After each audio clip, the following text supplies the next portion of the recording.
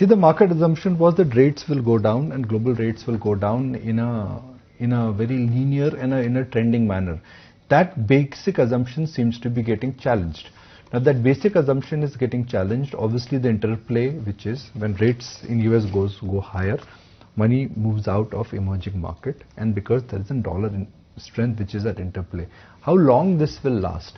Well, when every time there is a change in terms of market positioning, which is, let's say before the election, the view was dollar will weaken, rates will come down, emerging market will get inflows. Now that template in a sense has got challenged, and when that happens in the near term, it will lead to a sharp adjustment. So we are going through this process where flows are against us, the technicals are against us, and the global regime, which is from a downward spiral in the interest rate regime, I think is getting challenged. Now if you put all those three things together, I think in the near term, the point which we've been making, that the Indian underperformance is a real deal, and I think it will linger along till the time you don't see either rates peaking out or dollar peaking out. So you'll have to just navigate this very painful kind of a patch. It's not that markets don't correct. Markets were due for a correction. Unfortunate bit is when the correction hits you, it is going to haunt you. Are we there? Can you decisively say that you should start buying right now? Well, the answer is that if you are in for long haul, don't sell. That's the most important thing. See, what will differentiate you in this portfolio? It is your mental temperament on what you buy and what you sell. Now, when you go through these periodic corrections, if you end up selling all your good stocks, when the turn in the market will happen, you will say, oh my God, kyun becha? So you've seen that. You've seen that in COVID. You've seen that after Ukraine. So the idea is that you could ask yourself very basic questions. Is the bull market over? No.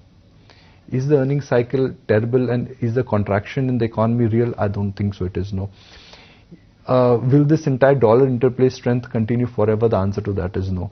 The SIP number versus FI flow picture is not that bad. It's just that the excesses in the market were getting created. Those excesses in the market, which I call them as Humpty Dumpty, those Humpty Dumptys have had a great fall. Now the market will do time-wise correction, price-wise correction. But as of now, looking at the data point to make a case that we are in for a Santa rally or a Christmas rally like last year we saw, I don't think I'm convinced. It's a very big change in what we saw last year versus this year, and that is what you need to be prepared for. But you need to ride it out, I guess, is what you're saying. See, in any market, the average move is more than 25% up and down. This year we've only seen an up move, now it's going to be a down move. Best of the bull markets, they correct. It's just that we always go by what is called as the recent performance, and there is something called recency bias. We as humans have it, right? The recency bias has been that dips have been bought into. Election day, budget day. So you think that, okay, this market whenever goes down, this market will not go down. And when it does, it'll be swiftly falling too. But you have to realize that things are changing. So, like they say, take it easy, folks. Just take a chill pill. Don't sell your family silver. I think they will come back. We'll talk about themes which look interesting, but as of now, you can say that you have to be mentally prepared for volatility and a downward grind in your portfolio. Yeah, and then earnings contraction in some of the consumption pockets, and I'm just painting a very broad consumption picture here. That's for real. So the EPS adjustments were bound to take place. Yeah, so market did not see this kind of a slowdown was coming. You could ask yourself, is that how much more? What will change? And things are not looking bad. I mean, when you meet around folks, when you talk to companies, when you look at high frequency data, the evidence is that October is turning out to be a better month. Both in terms of car sales, dispatch numbers, family, festival sales.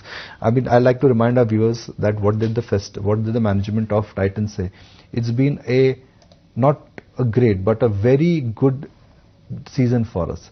It's been fantastic. So I think things will look up. Government spending will pick up. The market will be pleasantly surprised with, let's say, PSU banks and some other categories.